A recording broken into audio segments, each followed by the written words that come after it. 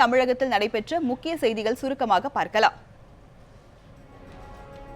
சென்னை ICF-இன் 60வது ஆண்டு விழாவை முன்னிட்டு புதுப்பிக்கப்பட்ட ரயில்வே அருங்காட்சியகத்தை பரதநாட்டிய கலைஞர் பத்மா சுப்பிரமணியன் திறந்து வைத்தார். இதில் கடந்த 1965களில் எடுக்கப்பட்ட ரயில் நிலைய புகைப்படங்கள், நிலக்கரி ரயில்களின் புகைப்படங்கள் உள்ளிட்ட அரிய பொருட்கள் பொதுமக்கள் பார்வைக்கு வைக்கப்பட்டுள்ளது.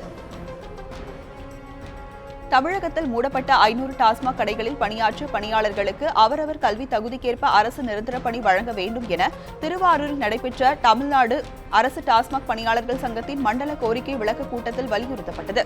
மேலும் தங்களின் 10 அம்ச கோரிக்கைகளை அரசு உடனடியாக நிறைவேற்றாவிட்டால் விரைவில் போராட்டத்தில் ஈடுபட உள்ளதாகவும் சங்கத்தின் சிறப்பு தலைவர் கு. பாலசுப்ரமணியன் செய்தியாளர்களிடம் தெரிவித்தார். மதுரை மாவட்டம் வாடிப்பட்டியை அடுத்து குட்டாலாடம்பட்டி கிராமத்தை சேர்ந்த அலமேலு வீட்டின் மொட்டை மாடி வழியாக நுழைந்த மர்ம நபர்கள் பீரோவிலிருந்து 30 சவரம் தங்க நகைகளை கொள்ளையடித்து சென்றுள்ளனர். இச்சம்பவம் குறித்து வாடிப்பட்டி காவல் நிலைய போலீசார் விசாரணை நடத்தி வருகின்றனர். சேலம் மாவட்டம் ஓமலூர் பகுதி சந்து கடைகளில் சட்டவிரோதமான மதுபான விற்பனை அதிகரித்துள்ளது.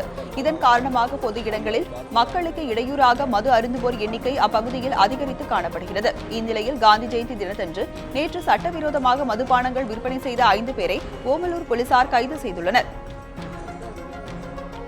வேலூர் மாவட்டம் வாலஜாபேட்டை அடுத்து பூண்டி தனியார் தோல் தொழிற்சாலையின் மேற்கூரையை உடைத்து உள்ளே புகுந்த மர்ம நபர் அங்கிருந்து 15 லட்சம் ரூபாய் மதிப்பிலான ஷூ டிசைன் தோல் பொருட்கள் மற்றும் கணினி பொருட்களை கொள்ளையடித்து சென்றுள்ளார்.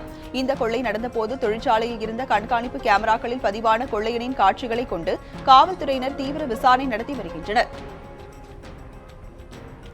கொடைக்கானல் மாவட்ட வன அலுவலகத்தில் வன விலங்குகளின் புகைப்பட கண்காட்சி மற்றும் வன விலங்குகள் குறித்த கண்காட்சியை வன அலுவலர் முருகன் திறந்து வைத்தார். மேலும் வன உயிரின வாரத்தையொட்டி வரும் 8ஆம் தேதி வரை வன விலங்குகள் குறித்த சினிமா திரையிடப்படுவதாகவும் வன அலுவலர் முருகன் தெரிவித்தார். இயற்கை வளங்களை பாதுகாப்பை வலியுறுத்தி ஈரோடு திண்டலில் நடத்தப்பட்ட விழிப்புணர்வு பேரணியை மாவட்ட காவல்துறை கண்காணிப்பாளர் சிவகுமார் கொடியசைத்து துவக்கி வைத்தார். இந்த பேரணியில் கல்லூரி மற்றும் பள்ளி மாணவ மாணவியர் 500க்கும் மேற்பட்டவர்கள் கலந்து கொண்டனர். திண்டலில் துவங்கிய இப்பேரணி நகரின் முக்கிய சாலைகள் வழியாக சென்னிமலை சாலையில் நிறைவு பெற்றது.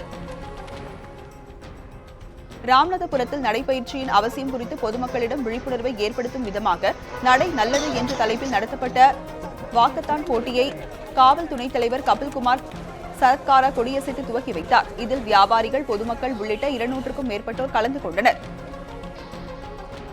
போச்சம்பள்ளியை அடுத்து அவளக்கம்பட்டி கிராமத்தில் கேட்பாரற்று கிடந்த கோணிப்பையில் ஐம்பொன்னால் செய்யப்பட்ட 2 சிலைகள் இருந்தன. இதுகுறித்து தகவலறிந்த போலீசார் மற்றும் போச்சம்பள்ளி வட்டாட்சியர் சிலைகளை மீட்டு மாவட்ட ஆட்சியரிடம் ஒப்படைத்தனர்.